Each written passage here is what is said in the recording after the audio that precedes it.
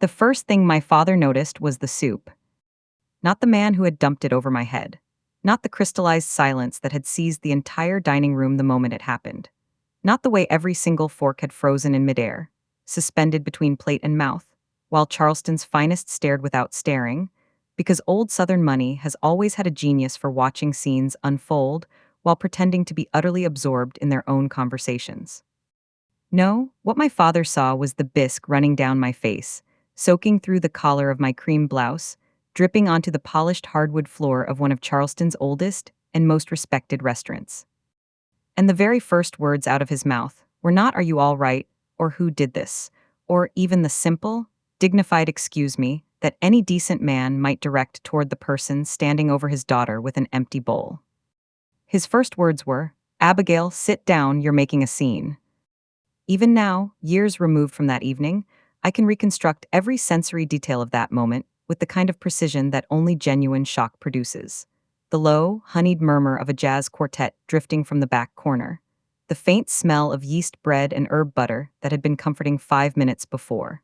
The soft amber candlelight catching the crystal stemware on every table.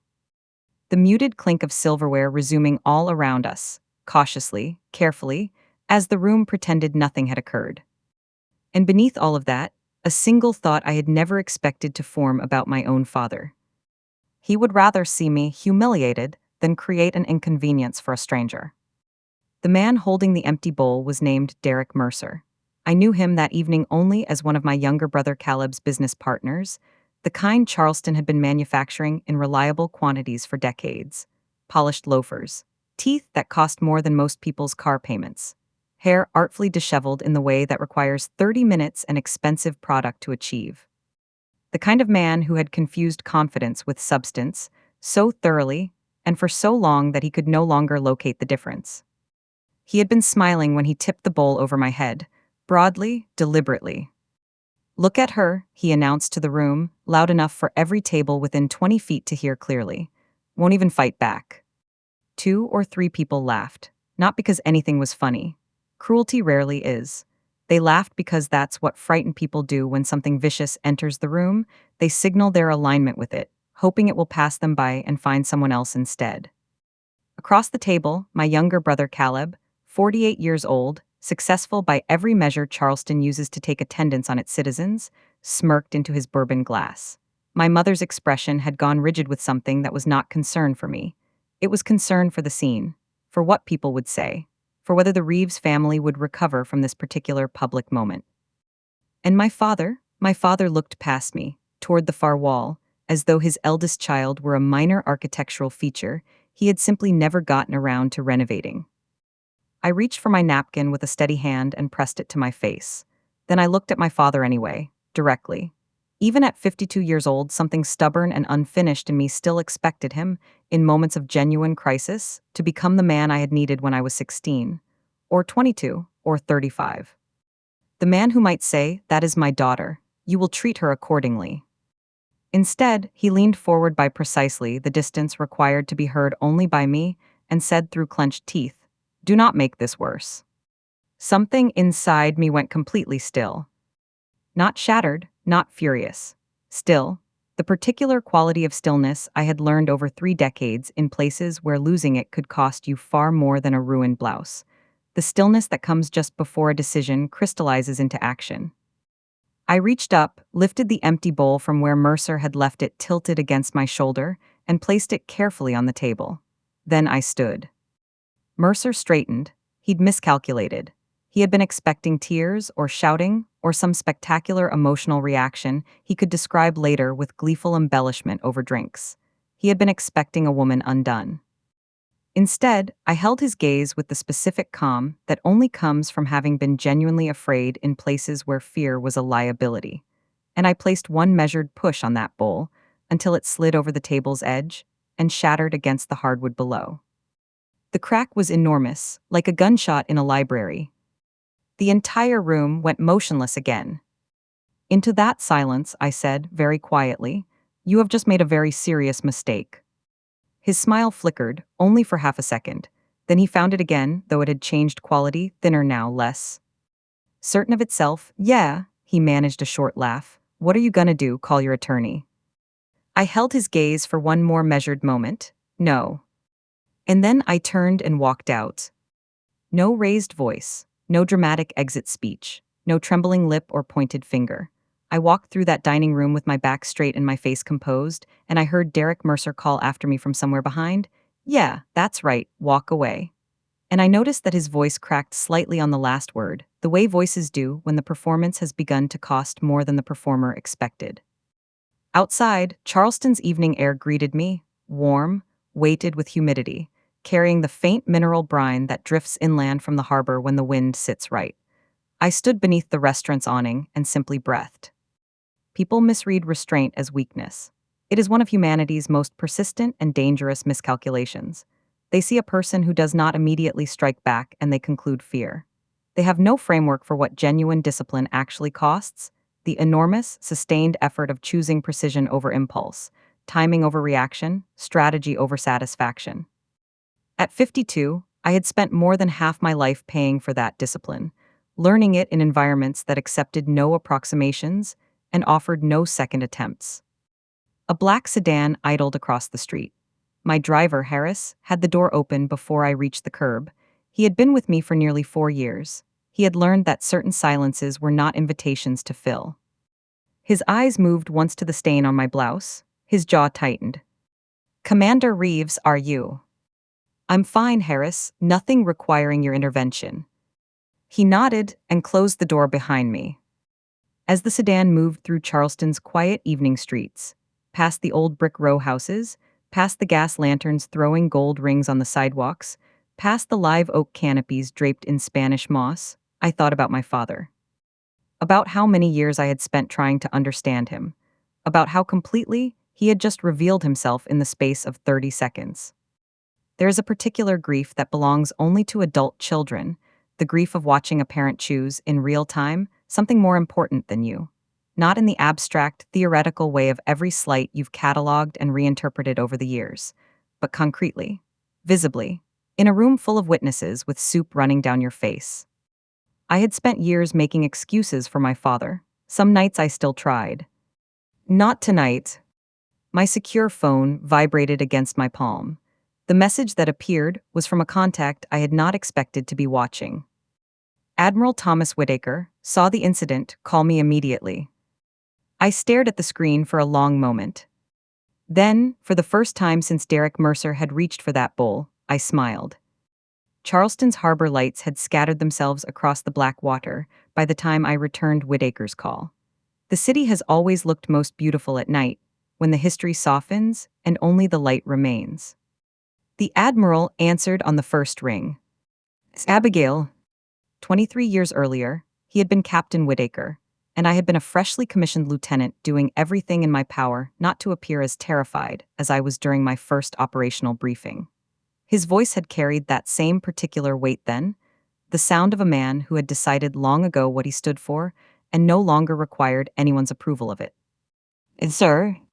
A brief pause. When he spoke again, his tone had sharpened into something deliberate and precise. What happened tonight was a federal matter, not a personal one. He was drunk and performing for an audience. He committed a public assault against a senior naval special warfare commander. Those are two very different sentences. Outside the sedan's window, the familiar streets of my childhood slid past. The same trees, the same lanterns, the same architecture of a city that had always been beautiful on its surface and complicated beneath it, rather like my family. "Has the footage moved?" I asked. "The establishment preserved it within the hour. It's already in the hands of people who will not be ignoring it." Whitaker gave the quiet, controlled exhale I had come to recognize over 2 decades as the closest he came to expressing amusement. "The decision of how far this travels may no longer be yours to make." I understood what he meant. When certain thresholds are crossed, when an action implicates federal personnel, when security questions arise about motive and access and vulnerability, the machinery of institutional response activates itself and develops its own momentum. Slow at the start, then suddenly completely unstoppable. "I'm not interested in spectacle," I said. "Understood, but the apparatus disagrees." After we ended the call, I settled back against the seat, and let memory pull me where it always goes when the present becomes too heavy. I was 18 years old, standing in the kitchen of our brick house on Trad Street, holding my acceptance letter from Annapolis. My mother was weeping quietly at the sink, her shoulders rounded toward the window in the specific posture of a woman who has been disappointed by life, but considers the display of that disappointment impolite. My father stood at the far end of the kitchen looking out at the garden, the rose garden he had spent 20 years cultivating, which was the only project I had ever seen him tend with anything approaching tenderness. "You'll throw everything away," he said, not loudly, never loudly. My father understood that disappointment delivered at a civilized volume cuts far deeper than rage. "I've already decided." He turned then, and his expression was the one I had spent my entire childhood trying to decode, calm and distant and faintly disapproving, like a judge who had reached his verdict before the testimony began. "The military," he said, "is for people who have exhausted their better options." That sentence stayed with me for 34 years, not because it wounded me, though it did, for longer than I would ever have admitted. It stayed because it clarified everything. If I remained in Charleston and constructed the life my father approved of, the law school, the appropriate marriage, the country club membership, the careful conversations at tables like the one I had just walked away from, I would never know whether I was capable of something more. And that uncertainty would have eaten me alive. So I left. Annapolis nearly broke me in my first year.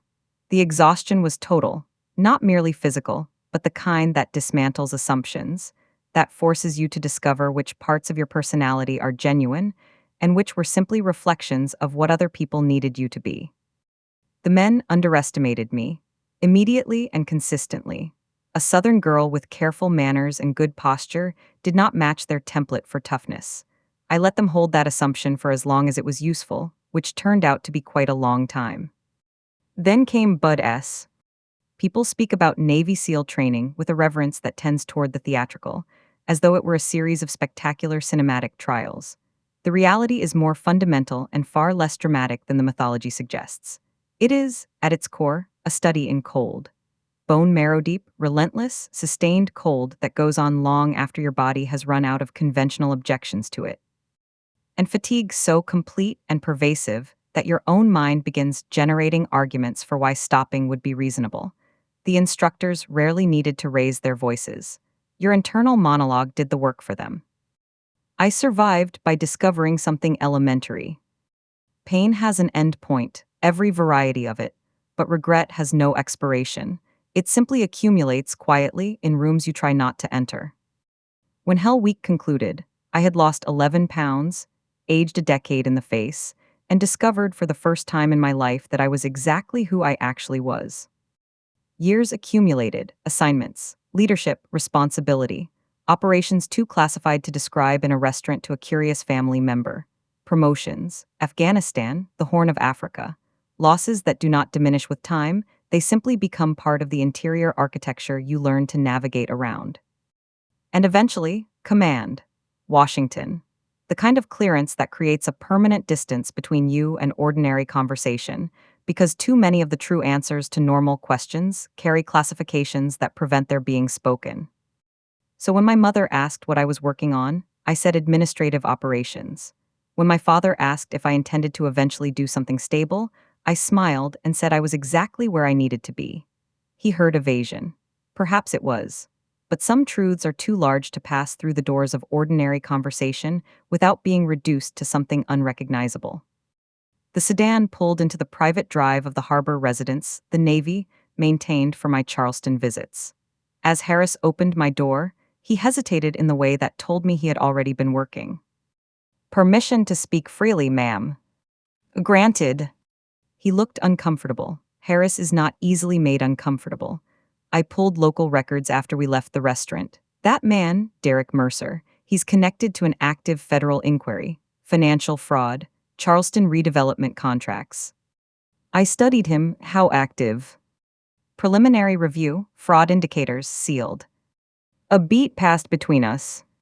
"In Caleb?" I asked. His expression answered before he did. "Yes, ma'am." I looked toward the harbor for a long moment. The water was dark and glittering, and utterly indifferent to human drama, as it has always been. Thank you, Harris. Inside, I found 3 missed calls from my mother, 1 from Caleb, and nothing from my father. I deleted them all with "out listening." Then, a new message appeared from a number I didn't recognize. "You should have stayed quiet tonight. Some people don't appreciate embarrassment." No signature, none needed. I looked at those words for a moment. Derek Mercer had just made his second mistake of the evening. And this one, unlike the first, was going to carry consequences he had not begun to calculate. I slept well that night. This may seem strange, given the circumstances. A man had publicly assaulted me, sent a threatening message afterward, and was apparently entangled in a federal investigation that also touched my brother's firm. Most people would have spent those hours in the grinding loop of replay and catastrophizing. But years in special warfare operations teach you something that civilian life rarely does. You sleep when sleep is available. The mind that worries through the night in preparation for a crisis is not preparing. It is simply spending resources it will need when the crisis actually arrives. By 6 the following morning, I was standing barefoot on the harbor residence's balcony watching Charleston come alive. Fishing boats moved across the pewter water. A church bell rang somewhere in the direction of the peninsula. The air carried salt and the first suggestion of magnolia. My secure phone rang at 6:42. Whitaker's voice was already in full operational mode. The Department of Defense referred the incident to NCIS at 0600. DHS has also flagged Mercer. There's overlap with an ongoing financial corruption inquiry that apparently has been building for some time. Does he know? Not yet, a measured pause. Your brother may. I absorbed that. Caleb's firm was subpoenaed 2 weeks ago under sealed review, Whitaker continued. My brother, brilliant enough to construct genuine success, and never quite wise enough to understand what would happen if he confused cleverness with immunity. My father had always called it killer instinct, as though the capacity for decent conduct were simply a handicap worn by the less ambitious. Anything required from me. Attend the Veterans Legacy Gala as scheduled, remain visible, maintain routine. I understood. In operations, sometimes the most powerful thing you can do is simply show up, be completely present, and let events that are already in motion complete their own arc. Understood. I dressed simply that morning, white blouse, navy slacks, low heels, then I drove myself downtown. Before difficult things, I have always found it useful to move through ordinary life first, to remember what all the larger battles are actually in service of. Charleston was alive with its Saturday morning self. Tourists drifted through the market carrying iced coffees and printed maps. Shopkeepers swept storefronts. A cluster of older men outside the corner cigar shop engaged in what appeared to be an entirely serious debate about college football that somehow managed to carry the weight of genuine moral conviction. The ordinary grace of American life, I never take it for granted. I stopped at a small bookstore near the corner of Queen and Meeting that I had loved since I was 9 years old. The owner, Mrs. Talbot, looked up from behind her register with the expression of someone who has been expecting an arrival they didn't know they were expecting. Abigail Reeves, her smile spread across her face like sunrise over water, Lord above. She would have been close to 80 by then, though she carried herself with an energy that made the number feel approximate. She stepped around the counter and embraced me with the uncomplicated warmth of someone who had known me before I knew myself. You're at home. For a few days.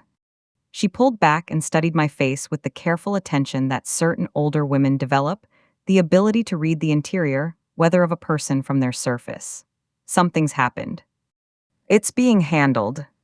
She gave me the look, the particular look that Southern women of her generation have refined into an art form, simultaneously full of affection and completely non-negotiable. She pointed at a small table in the corner. And sit. So I sat, and she poured tea. And for the next 20 minutes she reminded me of things I had almost forgotten. Like the summer she had slipped biographies of Admiral Grace Hopper and Rear Admiral Michelle Howard into my stack of naval history books. The stack I had been reading through at her store because my father had grounded me after I announced my plans for Annapolis. Like the sentence she had said to me when I was 17, which I had carried in some interior pocket ever since. The world will always feel threatened by a capable woman who has stopped asking for permission. She reached across the table and covered my hand with hers. Your father still doesn't understand what he produced, does he? No. She looked at me with eyes that had seen far too much of the world's nonsense to be surprised by any particular iteration of it. Well, he's overdue for the education. By noon, my phone had accumulated 6 missed calls from my mother, 2 from Caleb, and a voicemail from my father that I listened to while sitting in my car under a live oak on Legier Street, Spanish moss hanging above me in gray curtains. His voice was controlled with the particular tightness of a man who is alarmed but refuses to allow his voice to betray it. Abigail, there appears to be some misunderstanding involving federal auditors and Caleb's firm. Caleb believes this may relate to your incident last evening. Call me immediately. Not are you all right, not I should have spoken up last night. Call me so we can protect Caleb. I deleted the voicemail. Then my phone rang with a number I had saved but rarely heard from. NCIS Special Agent Marcus Bell. Commander Reeves, I'm required to inform you that Mr. Mercer contacted several local associates this morning. He was attempting to obtain your classified service record. Everything inside me went very still. Was he successful? No, ma'am. Good. A brief hesitation from Bell. He also told at least one contact that he intends to confront you publicly at the Veterans Legacy Gala this coming Saturday. I looked through the windshield at the sidewalk outside, where a young couple walked a dog and argued cheerfully about something inconsequential, and I felt the particular quiet satisfaction of watching a situation reveal itself completely. Derek Mercer still believed he was the hunter. In 6 days, he was going to discover that he had walked into a battlefield he couldn't even perceive, and that it had been fully engaged since the moment the soup left that bowl. The Veterans Legacy Gala had been a Charleston institution for nearly 4 decades. My father had been a donor for years. Not from deep personal investment in the cause, he respected veterans abstractly, the way people respect weather, but because attendance placed the Reeves name in proximity to polished silver, aged bourbon, and the kind of old Charleston money that has always confused proximity to class with the possession of it. As a child, I had attended several of these evenings. I remembered chandeliers, elderly men with careful posture telling stories about wars that had ended decades before I was born, women in pale dresses speaking quietly about sacrifice. Back then, I thought patriotism looked like crystal and tuxedos. Later, I learned it usually looks like exhaustion and steady hands, and people carrying burdens that very few people around them will ever fully understand. That Saturday, I arrived through the official entrance reserved for honored guests. I wore my full navy dress whites. Not for performance, protocol required it. The uniform had long since ceased to feel like clothing and had become something closer to a second skin. The gold shoulder boards, the ribbons, the command insignia, each one represented not rank but responsibility.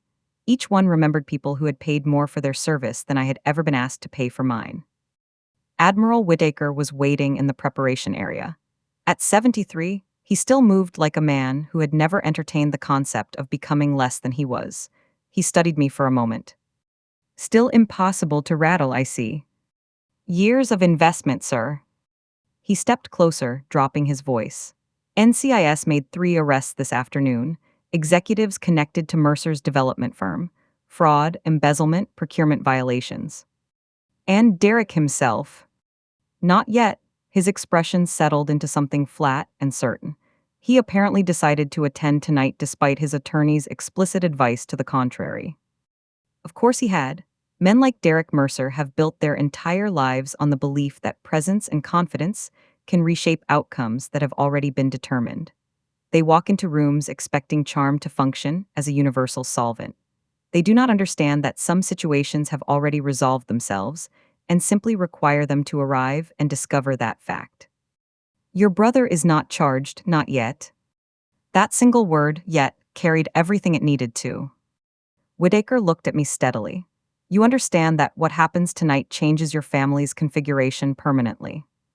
And yes, any hesitation. I thought of my father's eyes moving away from mine while bisque dripped down my face.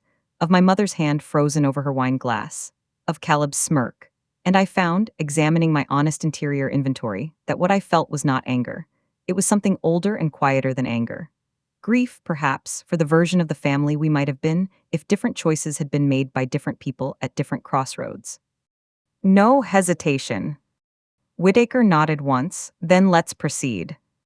The ballroom held Charleston in full assembly, old family money and new development money seated in careful proximity, pretending not to notice which was which. The string qua. Artet was perfectly competent, the lighting was perfectly flattering, the floral arrangements were perfectly extravagant. I saw my family the moment we entered. My mother sat at her table with the rigidity of someone bracing for weather. My father wore his black tuxedo with the posture of a man maintaining composure by sheer architectural will. Caleb leaned back in his chair with his usual studied ease, and beside him, drink in hand, laughing at something Caleb had just said, stood Derek Mercer. Derek looked exceptionally pleased with himself. Then the announcer's voice rose above the conversation. Ladies and gentlemen, please rise to welcome this evening's distinguished National Service honoree. The room quieted, people stood. I stepped forward beside Admiral Whitaker, recipient of the Silver Star, the Bronze Star with Valor, currently serving as Strategic Operations Commander for Naval Special Warfare. I heard the murmur begin and move through the room like a current. Commander Abigail Reeves. The applause that followed was not the polished, obligatory variety that attends social events in cities like Charleston. It was something different in texture and weight. The sound a room makes when genuine respect surfaces through every layer of social performance. Senior officers rose and offered salutes. I returned each one. And across the ballroom, I watched my father's face lose all its color. My mother's hand found her mouth. Caleb's glass stopped 3 inches from his lips. And Derek Mercer stood with his mouth open and the particular expression of a man who has just realized, with absolute clarity and in front of several hundred witnesses, that he has made a catastrophic miscalculation. I walked to the stage, delivered my remarks about service, about what sacrifice looks like when no one is watching, about the debt the comfortable owe to the exhausted. Then I stepped back. The room rose a second time, and I saw my father on his feet with them, not because etiquette demanded it. His knees were visibly unsteady. After the ceremony, the room reorganized itself around the new information. Old Charleston families who had treated me as a peripheral figure for years now approached with the specific warmth people produce when they are genuinely reassessing something. Retired officers offered handshakes. Younger service members introduced themselves with the particular brightness of people who recognize that the road ahead of them has been walked before. Through all of it, Derek Mercer stood beside Caleb's table, waiting. He had nowhere to go and no move left to make. When I finally walked toward them, my father rose first. He opened his mouth and found it empty of anything useful. Derek swallowed visibly. Up close, in the full light of the ballroom, he looked smaller than he had in the restaurant. "Commander, I want you to know I had no idea." "No," I said, "you didn't." He tried again. "I'd like to apologize properly, whatever I can do." I let a moment of silence establish itself. Then, at a volume that reached my father, my mother, Caleb, and the nearest surrounding tables, I said, "Mr. Mercer, your error at that dinner had nothing to do with failing to identify my rank." He blinked. "I'm sorry." "Your error," I said, "was believing that a person's value is determined by what they can do for you." The words landed like something physical. His shoulders folded inward. Behind him, I had already seen Special Agent Bell enter the ballroom with 2 colleagues, moving with the unhurried certainty of people who have no reason to rush. Derek turned, saw them, understood. The lesson had arrived, and unlike the restaurant, there was no door to walk toward. The first thing Derek did when he spotted Bell was glance at Caleb. It was a small movement, involuntary, instinctive, the kind of thing you only notice if you've spent years watching men in moments when performance fails and reflex speaks instead. But it told me everything about how the weight was distributed between them. Bell gave me a professional nod. "Commander Reeves." "Agent Bell." Then, to Derek, in the measured tone of a man who has had this conversation enough times to have all the edges worn smooth. "Mr. Mercer, We need to discuss an ongoing federal investigation. Procurement fraud, securities misrepresentation, conspiracy to obstruct financial review. Derek stared at him. There's been a mistake. Bell's face held nothing. We can discuss that elsewhere. Around us, Charleston society maintained its customary performance of not watching while watching everything. The room had sensed something irreversible. That quality of attention filled the air. Derek's eyes cut to Caleb one more time. My brother was pale. The ice in his glass had stopped moving.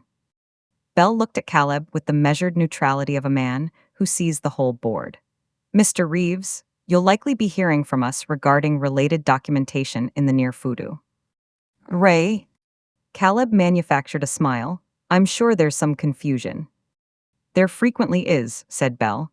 Then he placed a hand on Derek's arm and said simply, let's go. Derek resisted for exactly 1 second. Then the arithmetic of the situation resolved itself and he walked. The room watched them cross the ballroom. The doors closed. Conversation resumed, carefully, in a new register. My mother exhaled like a woman surfacing from water. Caleb, for the first time in my memory, looked stripped of every social reflex he owned. My father was still standing, his color slowly returning, staring at me with an expression I had never seen on his face in 52 years. It was recognition. Caleb found me first. He suggested we step outside, which I agreed to, and we stood together on a small terrace overlooking the harbor, the warm October air wrapping around us, the ballroom murmur reaching us through the glass like sound from another world. For a while he said nothing. He was recalculating. I could see the process working behind his eyes. Then the calculation finished, and he turned to me with the polished concern that had always been his most refined instrument. You have connections here, he said. Influence. If some of this escalation traces back to what happened at dinner, if you were to clarify that Derek was impaired, that no real harm was intended. I looked at my younger brother. He was tall and still handsome in the way expensive living maintains, and in this moment he looked profoundly, genuinely afraid. Not the performative anxiety of a man managing impressions. Real fear. Did you know? I asked. His eyes moved away, then came back. Yes. The honesty surprised me. Fear had dismantled the scaffolding and left something actual. It started as minor things, he said. Accounting adjustments. Everyone in the space was doing something similar. Then it grew, and then it was too large to exit without. He stopped. Without consequences, I said. He gave a short, humorless exhale. Without everything collapsing. Why not stop earlier? He was quiet for a moment, then, father. I did, yes. He needed me to win, Caleb said, and eventually I convinced myself that needing it was the same as deserving it.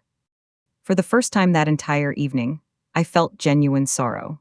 Not for what Caleb had done, for how long he had confused admiration with love, for how thoroughly and expertly our father had taught us both that approval was the currency that mattered and that there was never quite enough of it in circulation. He looked at me with something raw and unfamiliar in his expression. Abby, he hadn't called me that since we were children, please. I shook my head gently. Caleb, my rank does not exempt me from accountability when I fail at what I'm responsible for. That principle doesn't become optional when it's inconvenient. He looked away, toward the harbor, toward some private reckoning. Then his voice dropped until I almost couldn't hear it. I thought if I built enough, he'd finally be satisfied. The words settled between us with the weight of something true. I understood them. I understood them in my marrow, because I had spent more than 3 decades on my own variation of the same impossible project, choosing dangerous assignments, pursuing higher clearances, accumulating decorations and commands and commendations, all in service of proving something to a man who had never provided clear instructions for what proof would actually look like. We had both been chasing the same ghost from different directions. I placed my hand briefly on his shoulder. You cannot build a life of genuine worth on borrowed approval. He closed his eyes. When he opened them, there were tears in them, which I had not seen since we were small. I know, he said. Inside the ballroom, applause erupted for something unrelated to any of this. Life, as it always does, continuing without waiting for internal reckonings to conclude. I did not hear from my father for 3 days. That in itself was unusual. William Reeves had organized his entire life around the architecture of control: his business, his public image, his household, his family, his city's opinion of him. Silence was not his preferred mechanism. He corrected. He disappointed with such refined restraint that you sometimes found yourself thanking him for it before you fully understood what had happened. 3 days of silence from William Reeves meant he was genuinely thinking. That Thursday afternoon, Harris appeared quietly in the doorway of the harbor residence dining room, where I sat reviewing briefing materials. "Ma'am, your father is here." I closed the folder, "Show him in." He entered wearing a navy sport coat and pressed slacks, his everyday version of armor. But something had changed in his posture. The certainty was gone. The particular unquestioned authority that had structured every room he'd ever entered in my memory had been replaced by something more tentative and more real. He sat, we regarded each other across the table, while the harbor light moved on the water outside. "When your mother was pregnant with you," he said, "I was certain you would be a boy." That was not what I had expected to hear. He gave a faint, brittle smile that contained no pleasure. "I had plans for that boy." He folded his hands on the table carefully. "I imagined teaching him, watching him carry the family forward, showing him how a Reeves man navigates this city." A pause. "When you arrived, I told myself it made no difference." He met my eyes. But it did. Something painful and necessary moved through my chest. "You were strong from the beginning, independent. You pushed back against everything the moment you could form sentences, and instead of recognizing those qualities for what they were." His voice changed texture, roughened. "I resented them."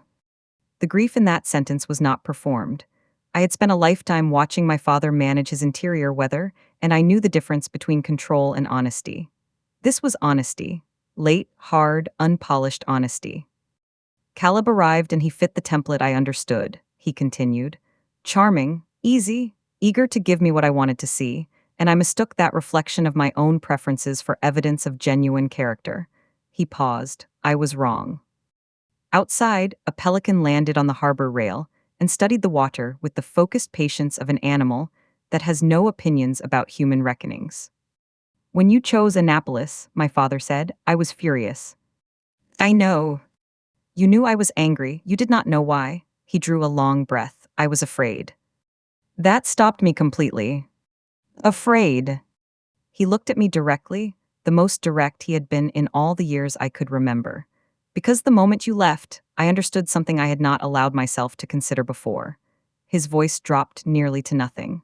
"You had already become braver than I had ever managed to be." The silence that followed was different from all the silences before it. It was not empty.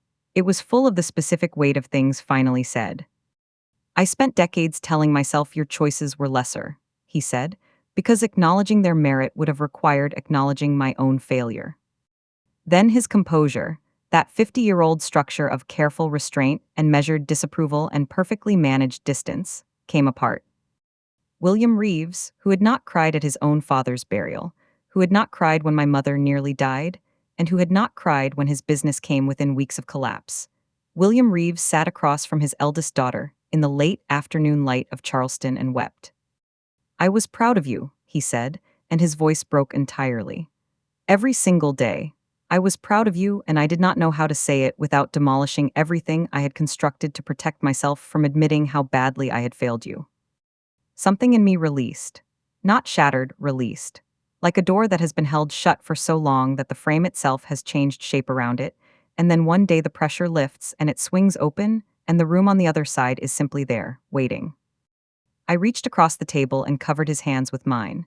His skin felt thinner than I remembered, more fragile, genuinely real in a way his skin had never felt to me before. "I spent half my life trying to earn those words," I said. He closed his eyes, fresh tears ran down his face. "I know," he could barely speak, "I know you did. And eventually, I joined the Navy partly because proving you wrong felt more attainable than making myself small enough to deserve your approval." He flinched, the truth hurt him as it should have. When he opened his eyes, the defensive architecture was gone entirely.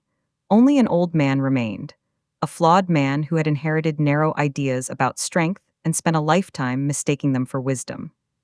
Can you forgive me? Forgiveness is not a lightning strike. It does not arrive in a single dramatic moment with identifiable edges. It comes in the way dawn comes. You don't watch it happen so much as you look up one morning and realize the darkness has simply concluded. I sat with the question for a moment.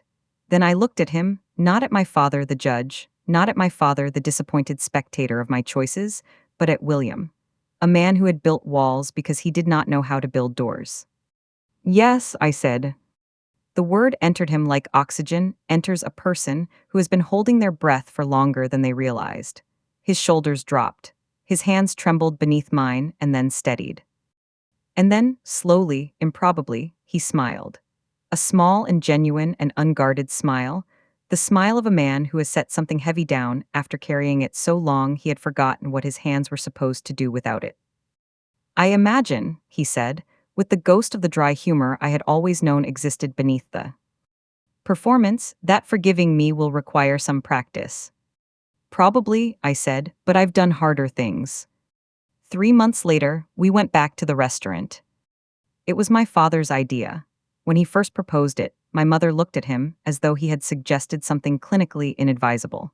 Caleb went quietly pale. The suggestion sat on the table between us for a full 30 seconds before my father said, simply, "Some things need to be returned to where they started." No one argued.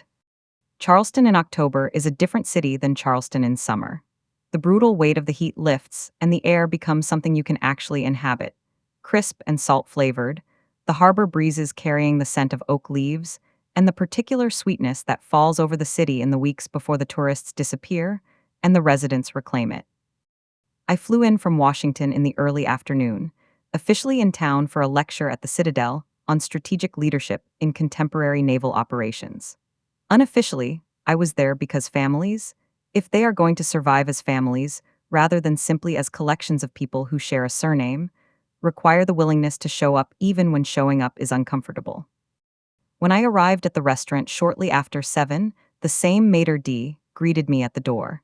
His expression was different from what I remembered. "Commander Reeves, welcome back." The room was full and warm and smelled exactly as it had 3 months earlier.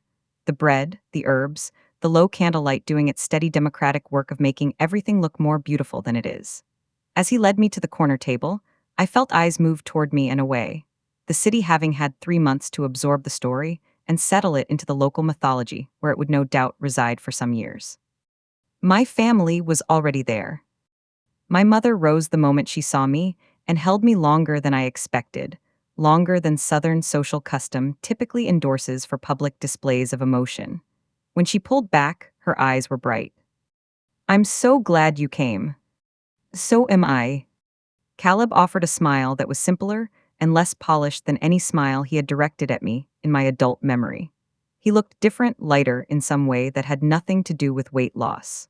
The federal settlement had cost him most of his financial holdings and significant portions of his professional reputation.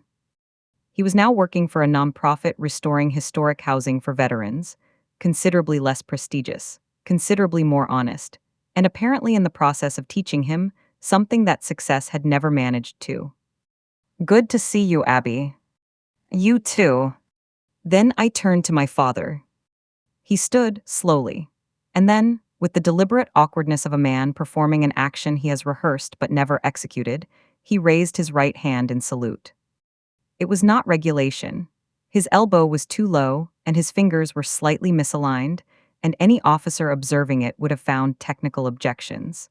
But technical objections were entirely beside the point. This man, who had spent decades finding my service beneath acknowledgement, who had stood in this very restaurant 3 months ago, and told me to be quiet while soup ran down my face, was standing in a room full of people and honoring what I had spent my life building. My throat tightened in a way I had not anticipated. I returned the salute, precisely, the way I had returned 1,000 of them over 30 years. We held the gesture for one suspended moment, father and daughter, each finally seeing the other clearly, each carrying the accumulated weight of all the years it had taken to arrive here. Then his composure shifted and he laughed, softly, wetly. "I expect yours looked considerably more professional." I've had more practice. And the table laughed, all of us, including me. Real laughter, the kind that carries relief inside it, the kind that emerges when something that has been held tightly for a very long time is finally allowed to simply be over. Dinner was easy in a way that our family dinners had never previously managed to be. My father ordered soup. There was a brief, breathless pause around the table as we each absorbed this information. Then he looked at me with something bright and slightly mischievous in his expression and said, "I'm certainly not planning to waste it." The laughter that followed was, I think, the most honest thing our family had produced together in my memory. Over the course of the meal, my mother said things she had needed to say for years, how often fear had operated as a silencer when conscience was trying to speak. She did not excuse it. She named it, which was enough. Caleb apologized without engineering the apology to serve his own comfort, without calculating how much accountability to display and how much to withhold. He simply said what was true and asked for nothing in return, which was the most grown-up thing I'd seen him do in 48 years of watching him navigate the world. And my father mostly listened, asked careful questions, held his own positions gently, did not perform. Sometimes that is the most meaningful thing a proud person can offer. The willingness to sit in the space of someone else's experience without immediately filling it with their own. After dessert, we moved outside beneath the amber streetlights. The harbor breeze moved through the palms that lined the waterfront, carrying the familiar combination of ocean and magnolia that had threaded through every version of my life this city had ever held. No one spoke for a while. Then my father looked out at the dark harbor and said, quietly, to no one in particular, "I spent too many years believing that strength meant having everything under control." He turned toward me. "You showed me that it actually means telling the truth." I looked at him, truly looked at him, without the accumulated shield of every disappointment and silence, and turned cheek between us, and understood something I had needed 52 years to understand. Parents are simply people. People who arrived at parenthood carrying everything that had been done to them and never done for them, who built the best structures they knew how to build with the materials available, and who spent too long mistaking the structures for the truth. And if we are fortunate, if we are stubborn enough and present enough and willing enough to stay in the room when leaving would be easier, life occasionally offers one chance to dismantle those structures together and see what was always underneath. I placed my hand on his arm. "We both learned something," I said. He covered my hand with his. His grip was firm and warm and real. "That's enough," he said. And it was. On the flight back to Washington the following morning, I thought about Derek Mercer. He had accepted a negotiated plea and was serving a probationary sentence that included mandatory outreach work within the veteran services community. Caleb, who now crossed paths with him occasionally through the nonprofit world, said the work appeared to be having an effect on him. That Derek was showing up differently than he had before. I hope that's true, not because I require his transformation as closure, but because justice that produces no growth is simply punishment, and punishment without reflection changes very little in anyone. If there is a lesson worth carrying from any of this, it is probably not the one the obvious narrative suggests. It is not about rank or recognition or the satisfaction of being seen by people who previously looked past you. Those things are real, but they are not the substance of it. The substance is this. People will frequently mistake your silence for surrender. They will read your restraint as the absence of strength. They will look at your dignity and see only someone who lacks the will to retaliate. Let them. Truth does not require your defense. It does not need noise or display or the particular satisfaction of immediate reaction. It needs only time and the willingness to stay in the room long enough for it to arrive. And when truth finally arrives for yourself, for the people who hurt you, for the father who could not tell you for 30 years that he was proud, for the brother who confused ambition with worth, even for the man who poured soup over your head in a crowded restaurant because he didn't know what you were, it speaks clearly enough for anyone willing to be still and hear it. The hardest battles are rarely the ones conducted in dining rooms or ballrooms. They are the ones conducted in the hours after, in the silences between people who love each other badly and mean to do better, in the slow and unglamorous work of learning to tell the truth before it is too late. If this story reached you, if it reminded you of something unfinished, or someone to whom you owe either honesty or forgiveness, I hope you carry that recognition somewhere useful. Grace is not weakness. Restraint is not defeat. And truth, however long it takes to arrive, always finds its voice. Thank you for being here.